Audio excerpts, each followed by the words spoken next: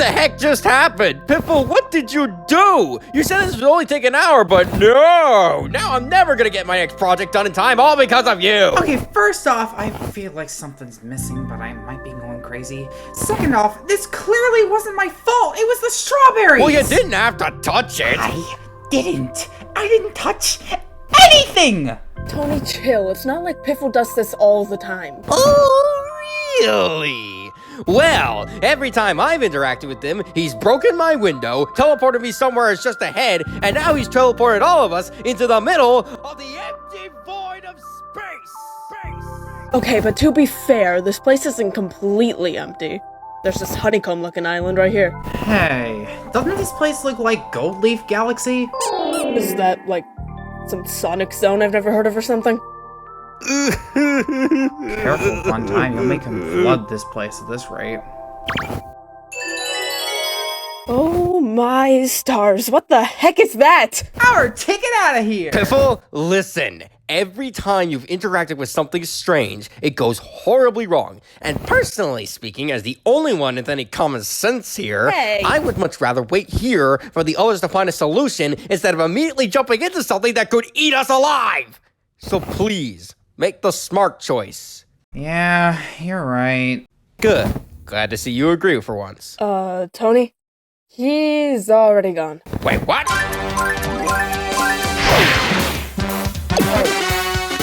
Oh, come on! Whoa! Adventure away!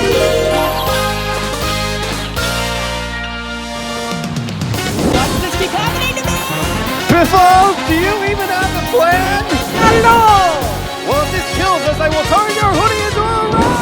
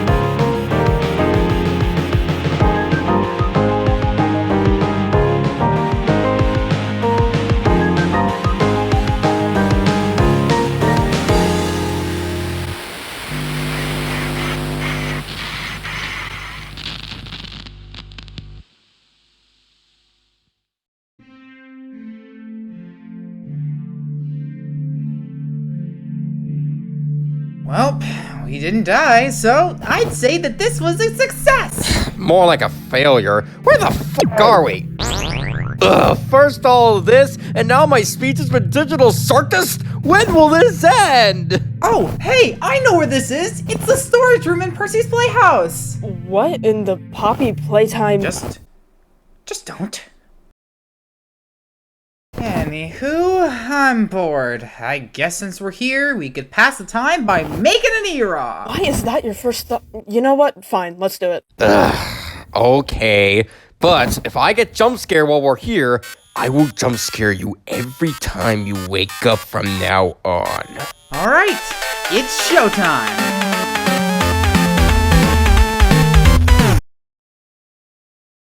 First of all, before we get started, can I just say thank you, Fazzy, for being such a great help in making this video? Dude was really open and kind, and for the lead dev of a fan game of this quality, you don't see that often.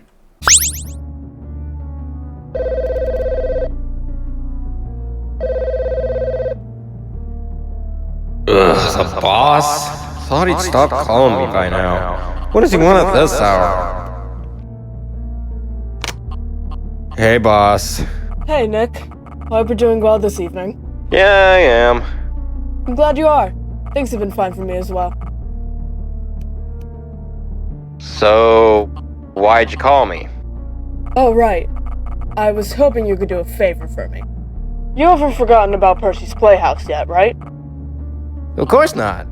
Why? Well, business hasn't been great ever since I laid you off.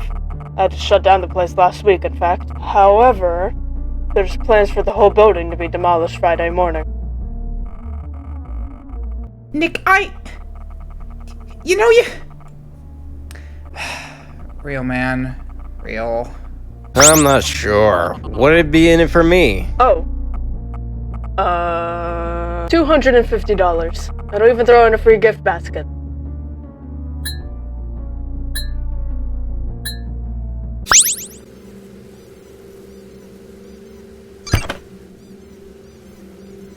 Ten out of 10 game. Can I just comment on how silly and clever the tutorial is? Instead of dropping you headfirst into gameplay with a hello, hello, this game instead opts to send these cardboard cutouts of the animatronics at you and give you a taste of each microgame, which, speaking of, holy fluckapoodles, the Pal Percy is such a genius idea from the devs. Instead of a 12 to 6 a.m. system, this game has you complete a set amount of microgames on the Pal Percy before you can finish the night. This leads the nights to go way faster than any other FNAF-inspired game that I've played to date. This thing isn't completely safe, however, as you can't cheese the same microgame over and over, and you can't leave it alone for too long or else it'll start whining and increase the AI levels of all active animatronics until you do a harder version of a task on it. Speaking of the animatronics, I think these first two are really well designed. Charlie Cat and Mother Moose will make their way into your office through the vents. You can hear them crawling through, so either use your cameras to find them or act fast. They work like opposites, even down to them picking opposite vents from each other. If Charlie gets in, you have to look at him until his ego is satisfied. But when Mother Moose enters the room, you better gain an addiction to microgames or do your job. On their own, they don't do much, but later on in the game, they put in some work.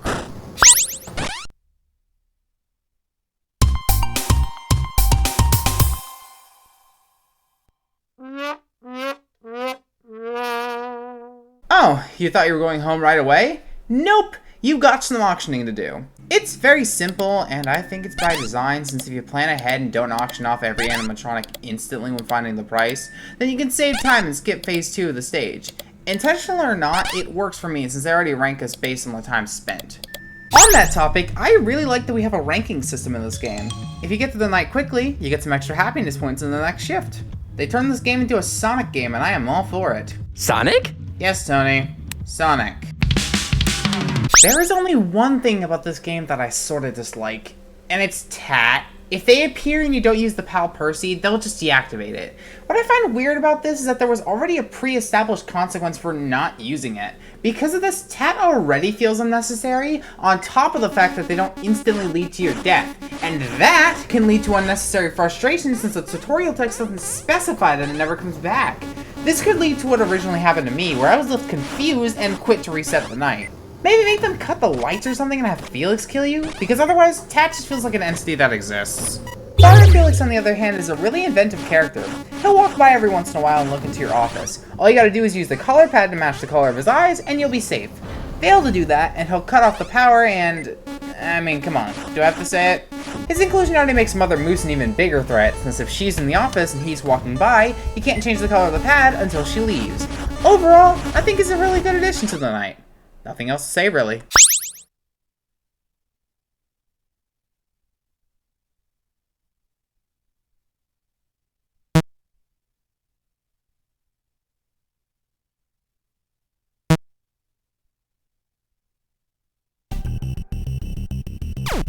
Attack of the Space Dogs, aka Galaga meets Funtime Foxy's Auditorium. Yep. Funtime, we already did this bit. Anyways, this game is like a harder version of the auction minigame, but instead of selling animatronics, Nick's just testing out this arcade game to see if it works as intended. The actual arcade game is simple, but you gotta listen out for weird noises because if you don't, Mother Moose is gonna get ya. All you gotta do is flash her and she'll go away. Oh, and I forgot to mention, if you die in the game, you die in real life. Alright, it's the main man himself, Percy Poodle. Percy will make his way down the hallway to your door and start banging on it. How do you stop him from getting in? By doing the one thing that horror game protagonists could never do, locking the door on him. Another thing that makes him really interesting is Tot, the second playful poodle. She'll open your door, and you've got to click on her or else she'll hold it open for Percy to strike. This is when the game starts to get real, and you'll feel the pressure of micromanaging start to creep up on you and screw you over. Yet at the same time, it's all under control. Even for someone like me who can't focus very easily, I was still on top of things and having a blast.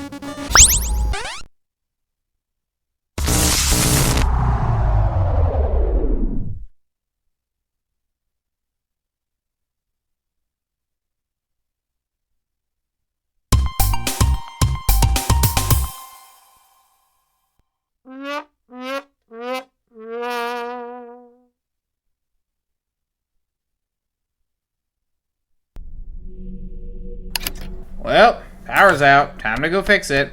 This is probably one of the more simple minigames. Do the tasks on the panel, and if you hear something strange, turn around and flash the rat. It's easy enough, but the audio of Rowan shuffling is set up a little strange, where you hear it on the same side of your headphones turned around or not. It's not a big deal or nothing, but it'd be awesome to see that fixed. Hey boss, I'm halfway done with your favors so far, and it really hasn't been that bad, actually. Oh, really? What about? Minus the animatronics malfunctioning, of course, but I'm sure you knew about that. Oh. This is an important message for the customers who have recently purchased the Pal Percy electronic toys. Customers who bought this product report that the toy poses a dangerous threat to children if left on for an extended period of time and or used regularly. For that, we're sorry. Paltronics puts your child first, and safety is of the utmost importance to us. Jeez, this is so menacing. If there was a PSA about these things, then that implies all of these guys must have done some horrible stuff. Shame Nick missed the entire CD! In come the last two with Tim, who will shut off your cameras if you don't find and look at him, and Rowan, who will appear in the corner rooms requiring you to shock him before he moves into your office. It's a tad strange getting used to the camera since for the first 3 nights you don't have to use them, but I'm not going to hold that against them. Mechanics just tend to get lost in transit sometimes with night-based games.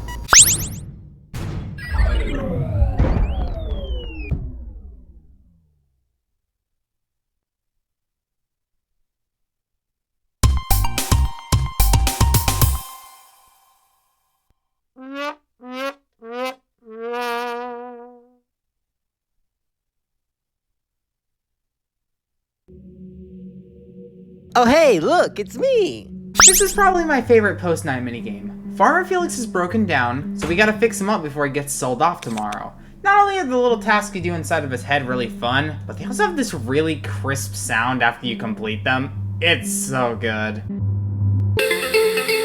Success. And the threats are just fine.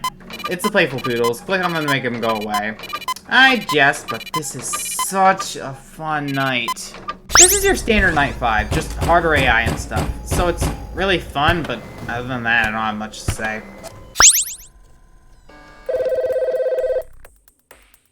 Hey, Nick, what's the holdup? You were supposed to be here right after finishing repairing Percy. Yeah, I know. He, had a bit of a malfunction. His battery failed, and it's even smoking. I can't find a spare around anywhere. I don't know what to do. Oh, that does sound bad. Well, try to find another battery then. Or even use a substitute one. That can work as well. But wouldn't... I'm sure you'll find something regardless. I'll meet you outside once you're done. Wait, but...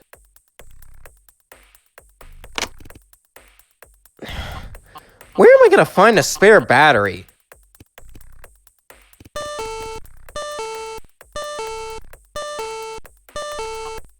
Can that thing be quiet already?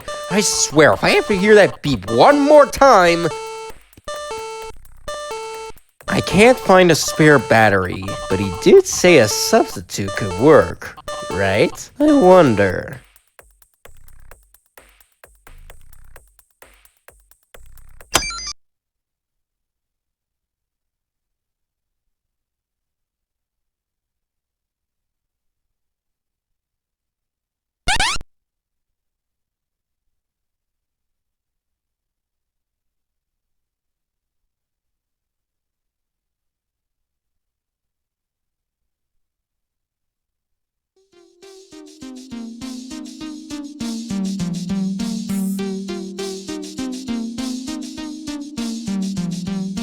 Wait, that's it? Really? Huh. That was kind of anticlimactic. I thought there was gonna be something else. Oh, I see.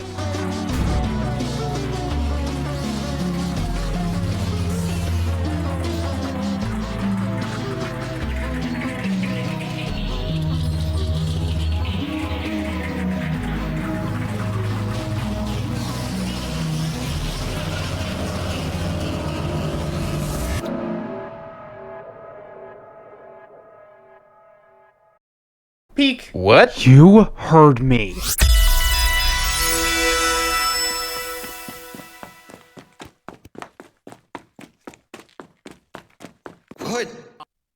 What was that? Thank goodness I got out of there and... Where even am I? It's too dark to see anything.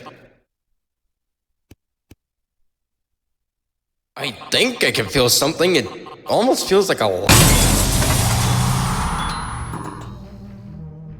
For most of the game, the art styles remain consistently 2D, and at first glance, it seems like the same thing for the final boss. However, if you look closely enough, you'll notice that the characters and objects have a certain blockiness to them that wasn't present before. That's because we've entered the PS1 dimension between scenes, and the fact that it fits with the main art style so well that you wouldn't even notice it at first is excellent craftsmanship.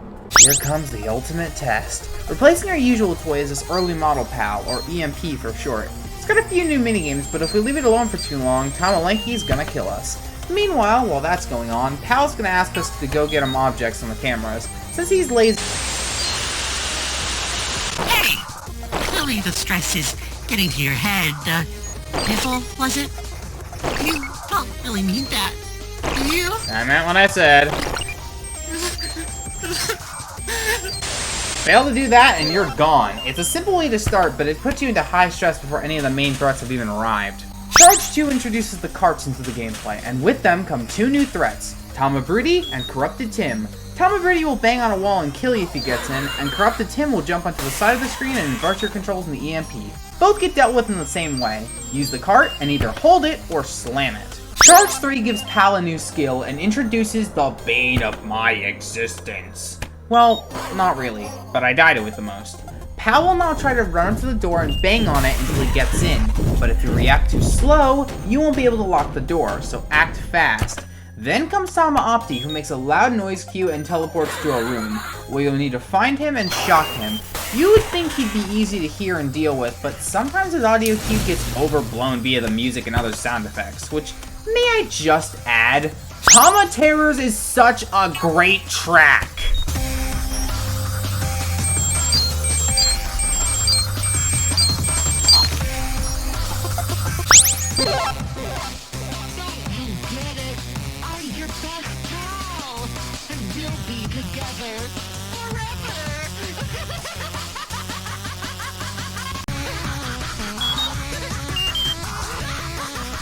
It is so cool to see a villain like Pal, with the main motive just being to use him for the one function he was made for, taken to an extreme like this. Charge 4 tries to mess with your head more than anything. Tamagotchi is really easy to deal with. It'll come on the screen and you gotta flick it away before too many appear. Then you have Corrupted Tim, who will mess with your vision and lock the carts in your office till you find and stare at him on the cameras, just like in the previous nights. Charge 5 and the final charge. Corrupted Todd is barely even a threat. You see her on the TV, you click her, and she goes away. The final thing that gets added is Pal decides that he wants to be a magician, so he makes you do a cup and ball trick. Get it wrong and he'll kill ya. Believe me when I say that this simple trick can make or break a run. If you stay focused though, you can finally finish the charge. Outlast Pal and company for 70 more seconds, and you're done. Is it over? Do they know I'm still in here? I need to get out of here and leave however I can. Is Percy still after me? What were those creatures? Are they dead now? Can I get out of here? Where's Percy?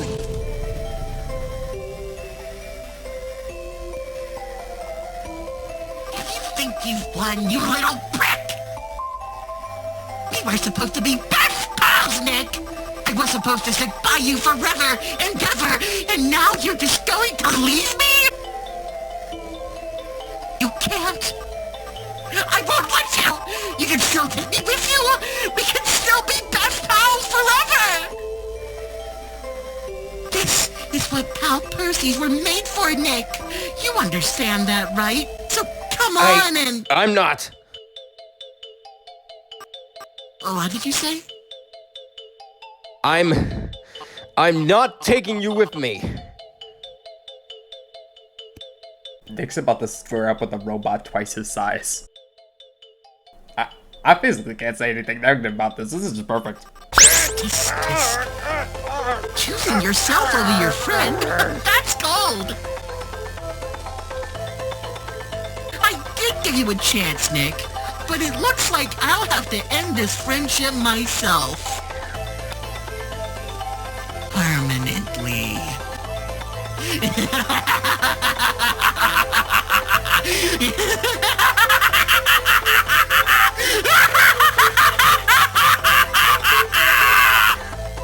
Are we clear? Are you sure? Alright then, send it! Did you say something? It almost sounded like... Wow! I'm sorry, I didn't know the N in Paltronics stands for Nokia! I love the little "where are they now" ending for these guys. It just fits for a game like this. Oh hey, it's Golden Okay. It's time to talk about Custom Hour now. This mode is fine for the most part. Making your own night is still just as fun as in any game, but in terms of the actual challenges, it just takes the base 8 from both the Percy and Pal Knights and makes all their AI values either 5 or 10. You know what makes up for it though? The unlockable characters. I don't really have that much to say about Polly Possum really, because she's like the Pal Knight version of Charlie Cat, but her little bye-bye is really funny. Bye-bye.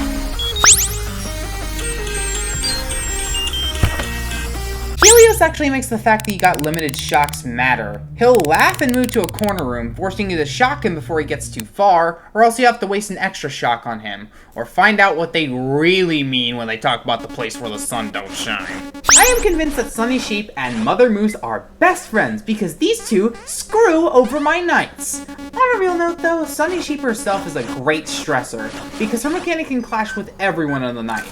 All she does is stand up, drop her mask, and if you don't give it back to her, she screams at you. Speaking of that, that scream is 100% the Screaming Goat meme.